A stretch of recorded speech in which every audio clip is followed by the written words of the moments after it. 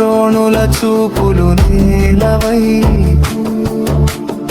అడిగింది ఒక్క ప్రశ్నే ద్రౌపది, ధర్మం ఎక్కడ నీ కాలం నడుపు. అరణ్యవాసం శాపమై పడిన యుద్ధ బీజం సభలోనే పుట్టే అవమానం రక్త సాక్షిగా కురుక్షేత్రానికి మార్గం చూపే.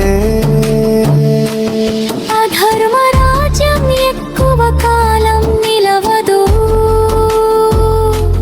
సభలో వేసిన విత్తనమే యుద్ధమై